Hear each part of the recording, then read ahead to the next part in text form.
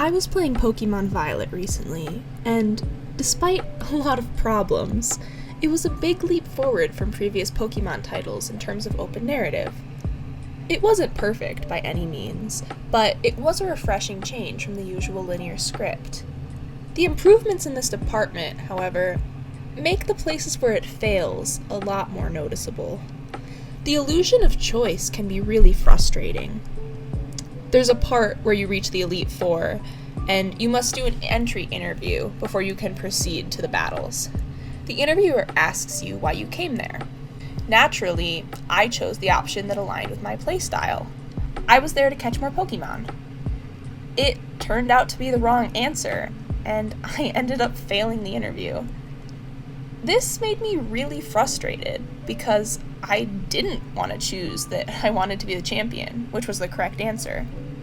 It didn't align with the character or the story that I'd built for myself throughout the game. Essentially, the game was actively punishing me for pursuing my own narrative. Now let me ask you, what makes you feel invested in a game? At what point does it become hard to put the controller down? For some people, it's the desire to win another match, master a new combo, or get a new achievement. If you're like me, it's because you're invested in the game's narrative. Whatever it is for you, your investment in the game probably has something to do with your perceived agency. Now, agency can mean many things. From how you design your character, choosing between different weapons and stats, to choosing how and what you do in the game. Essentially, agency represents the interactive nature of gameplay. It's the choices you make and the impacts they have. Agency exists in almost all games and is an important factor influencing how much players enjoy playing a certain game. Playing a first-person shooter like Call of Duty, while having very little narrative agency, has a vast array of weapon options that allow you to influence and change your experience. Narrative-driven games with many endings often forego the dense skill trees and equipment options in lieu of including agency through more choices and thus more aspects of the story that you can explore. Each kind of game implements agency differently, and this often has varying effects. I find narrative agency to be particularly interesting. Interactive storytelling is not entirely unique to video games, nor is it a new concept.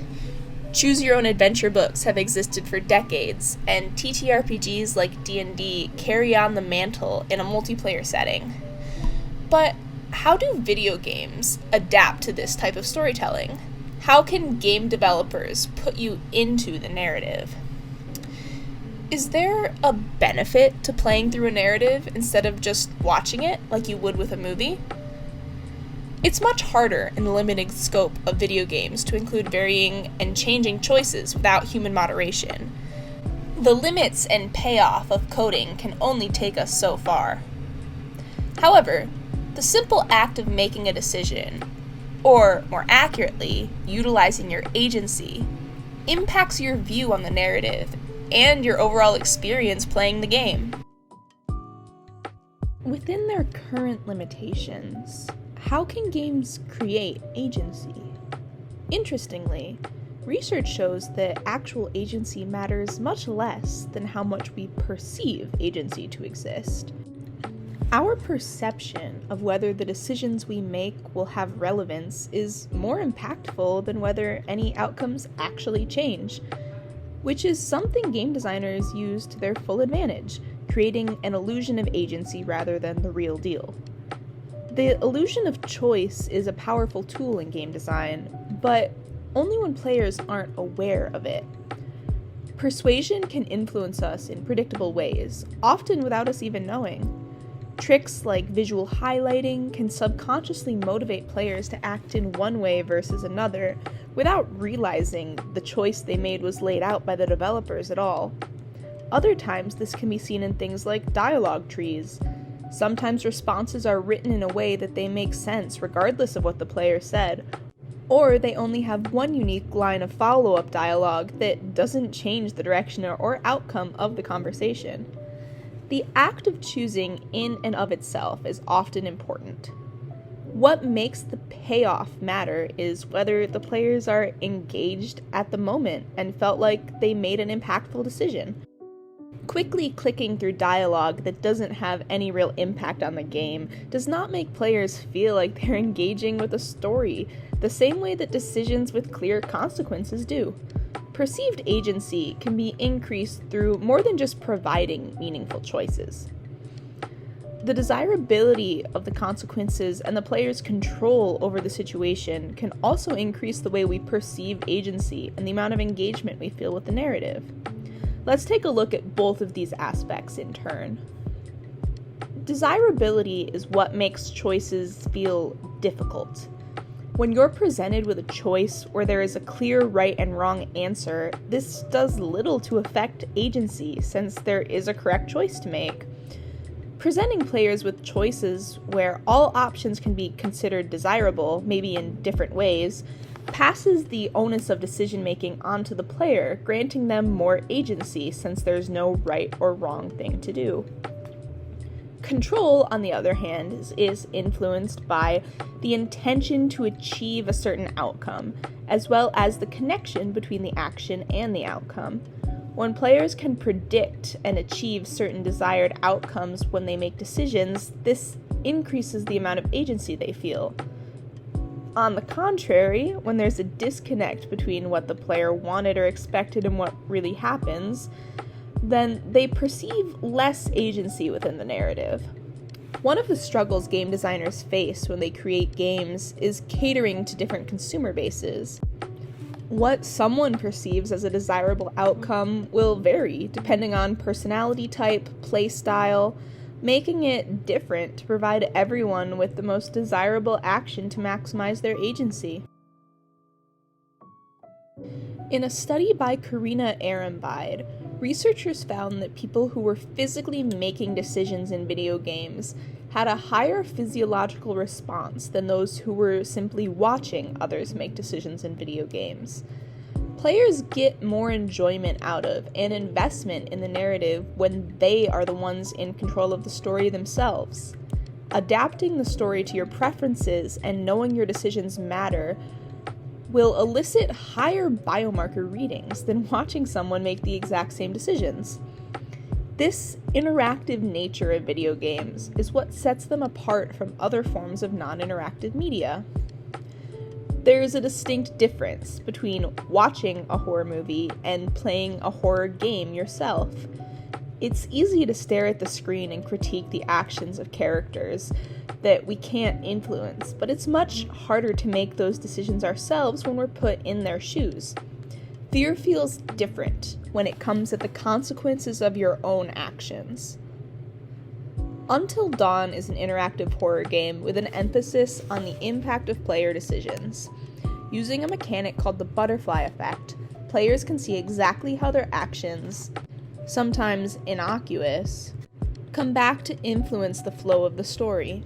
Decisions can range from offending someone in a conversation to choosing between who must die in high-stress situations. One thing that makes Until Dawn able to perform so well is its use of the game design tactics we talked about before. Especially for first-time players, they create high-stress situations with very realistic and predictable consequences that hinge entirely on the player's actions. There's a scene a few chapters into the game where you're first given the choice to pick between two people who must die. What you don't know, as a first-time player, is the outcome is actually the same, no matter who you choose. But the game sets it up in such a way that the player would not know this without multiple playthroughs of the game. What's especially interesting is that despite presenting the illusion of choice for who will die, who you pick does actually have a decently big impact on the story later in the game. So even if you know that your choice doesn't matter in that specific moment, your decision still has an impact on the narrative story, which is a really interesting way to design the game. One mechanic of Until Dawn that makes its decision-making feel so realistic is the third option of indecision. Beyond the usual skill checks, like failing to execute a combo or missing a couple quick time events, Until Dawn presents a number of situations where you're presented with a choice between one or two options, but there's actually a third option you can choose, which would be choosing to do nothing at all, abstaining from making a choice altogether. This absence of choice is a decision in itself, and one that's sometimes the best option within the game.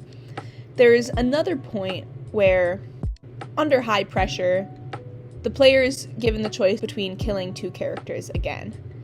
In this situation, you can either shoot Chris, the player who you're currently inhabiting, or you can shoot Ashley, Chris's romantic love interest. Otherwise, they'll both die as there's a saw blade lowering above their heads.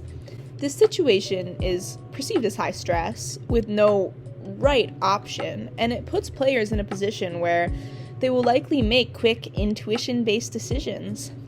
Naturally, the situation isn't quite as high risk as it seems. The gun is actually loaded with blanks, and the scene would be interrupted if you made no decision at all before there was enough time for them to be cut in half. When you know your choices don't matter, you can choose any option without consequences. Meanwhile, when you're put in these situations where it feels like your decisions matter, then players have a lot more intricate things to think about, and it usually makes the experience of interacting with the game a lot more rewarding. Movies, on the other hand, will have the same outcome regardless of whether you're there watching or interacting with it, but the same really just can't be said about a lot of games. Presenting players with complex and meaningful decisions allows them to interact with the story in a way that they just can't find anywhere else. Undertale, Toby Fox's famous indie RPG, is a good example of how game mechanics can tie into narrative choice. Undertale has 3 main endings determined by the player's decisions of whether to harm the people of the underground or not. These are divided into the pacifist, neutral, and genocide runs. Getting the genocide run is something very intentional. The player must kill every enemy in the game, which involves grinding areas longer than you'd naturally spend there until every random encounter has been exhausted and killed. If you miss even one enemy encounter, then your game will be put back on the neutral run instead. Doing the genocide route is not a choice that is easy to stumble into, and chances are high that players will have played through the game before on at least one of the other routes. Undertale, throughout its narrative, does a really great job immersing players in the quirky world and making them genuinely care about the characters that inhabit it. This makes playing the genocide route feel difficult. Since you've likely spent a good deal of time getting to know the characters, killing them is hard. It's something a lot of fans actually refuse to do. And this is agency. There's a strong difference between watching someone kill another in a movie and being in the position where you have to pull the trigger yourself. As can be seen by the Undertale fanbase, not everyone is able to make that decision and make difficult choices, and choosing not to is a choice in itself. So why should we care? There are plenty of games that succeed and perform well with little to no narrative agency, so does decision-making matter? Games offer us a space to, within the confines of the developer's vision, simulate experiences in the way we want them to. Games are media where we can tell our own stories and interact with the game in whatever weird ways we want to, and that's something that's really special and important. Games give us a space other media inherently can't, and agency is the way we move from being bystanders to being participants within its narrative. Understanding the role agency plays in game development can circumvent issues like frustration and lack of engagement and make games feel a lot more real. Agency can make games meaningful, unique to us, and engaging. And above all, agency makes games fun.